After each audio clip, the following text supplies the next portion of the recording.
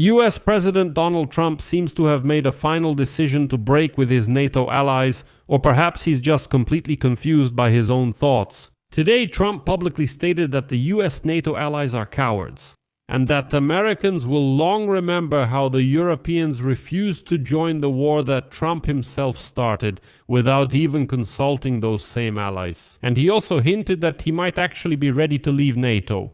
But the problem is that just a couple of days ago, this same Donald Trump repeated several times that the US doesn't need any help from its allies, saying we don't need it.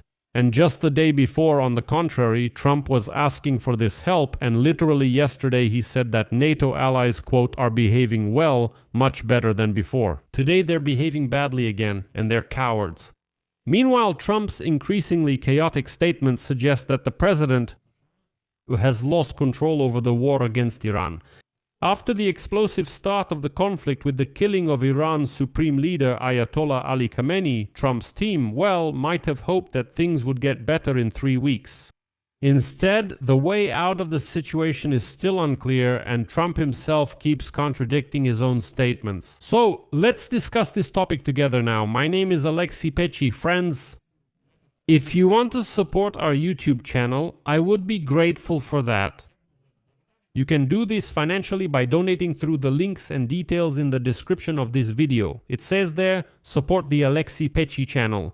Choose any method that is convenient for you. I will be grateful for your support. Do this at the end of this episode if you think this information was useful and interesting for you. And also subscribe to my Telegram channel, Pechi News. The link to it is also in the description video.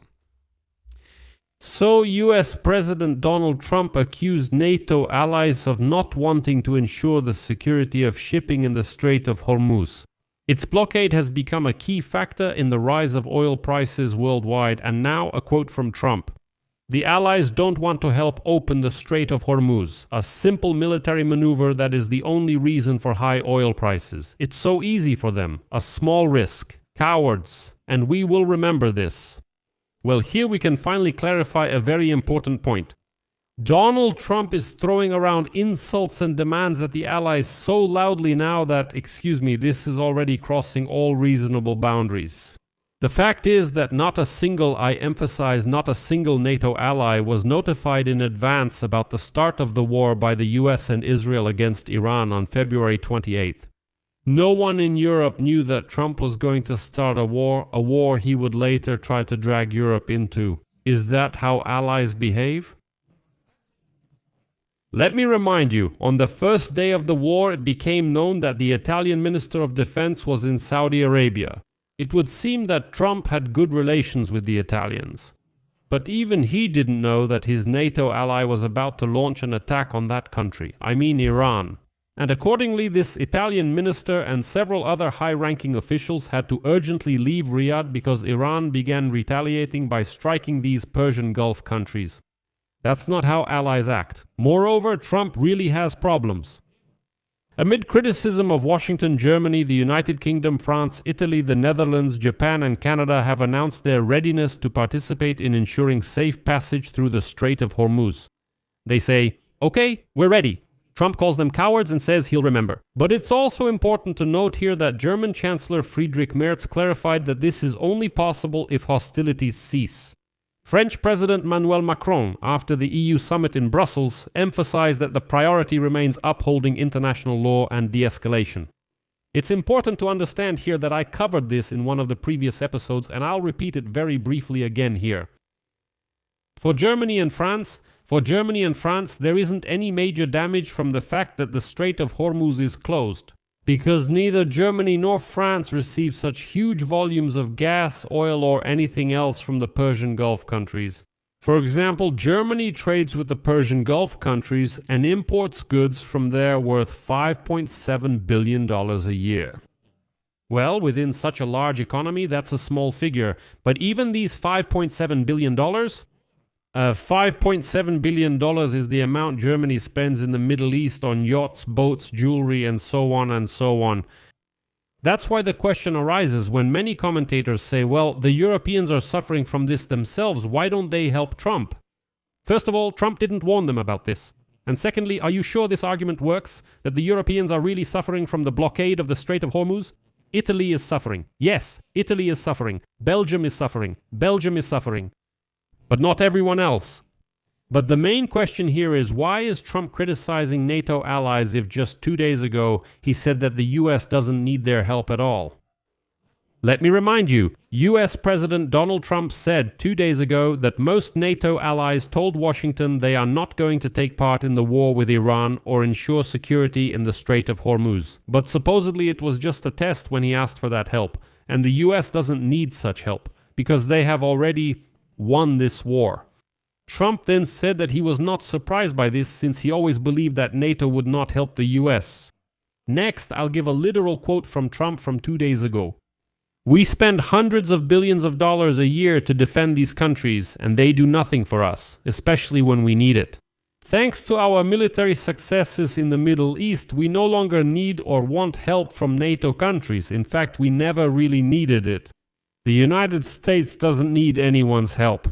Wait, hold on.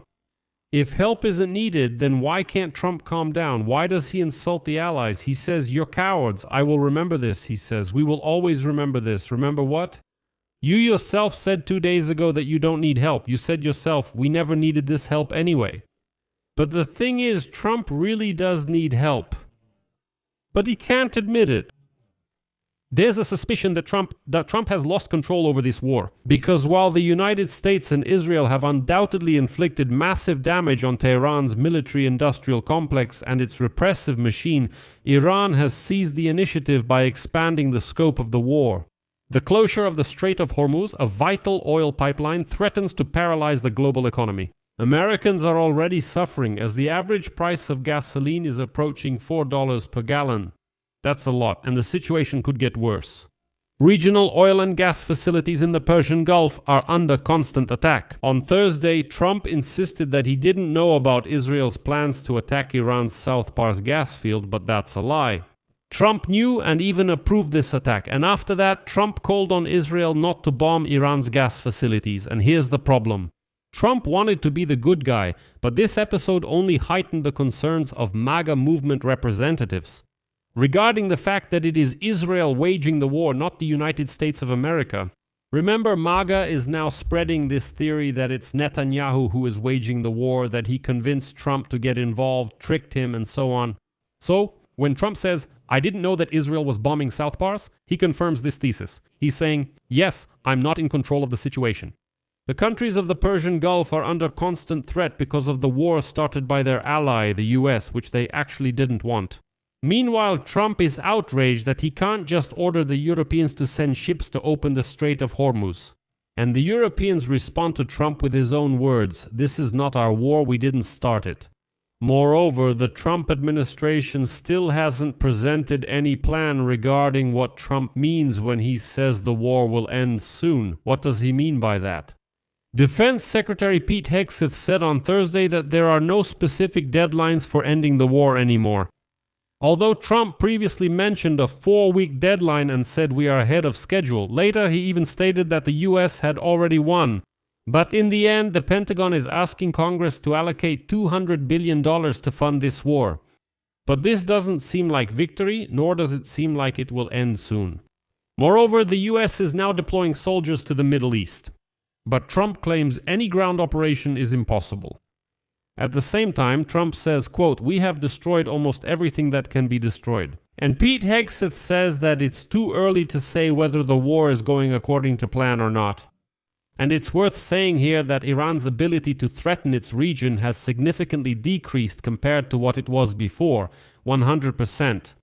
But even the US Director of National Intelligence, Tulsi Gabbard, stated this Wednesday that the political foundation of the regime in Iran has been weakened, but it's not critical. And it's obvious that the regime in Iran has only one goal, its own survival at any cost. This means raising the economic cost for the rest of the world, and consequently increasing political pressure on Donald Trump. And it has already been proven that blocking tanker traffic through the Strait of Hormuz is a powerful weapon. And it's very strange that the Trump administration did not anticipate the use of such a weapon. And then suddenly Trump comes out with a lengthy statement. Quote, I'm not sending any troops anywhere. If I were doing that, I certainly wouldn't tell you. But I'm not sending any troops. Although it is already known that the US is still sending Marines to the Middle East region. And the pinnacle of Trump's brilliant war strategy was the statement by US Treasury Secretary Scott Bessent, who suggested lifting sanctions on Iran to lower oil prices, which had risen precisely because of Iran's actions. And even if this statement is a bluff intended to calm the oil markets, it indicates a rapidly growing crisis in the management of this war. So yes, Donald Trump needs help. But he arrogantly continues to insult allies instead of admitting he was wrong and joining them in a common effort.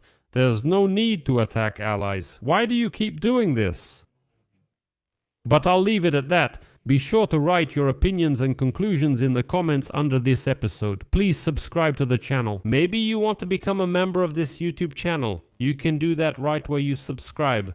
What else? Like the video and hit the bell. Anyway, friends, thank you for watching. That's all for now. Take care of yourselves. Bye, everyone.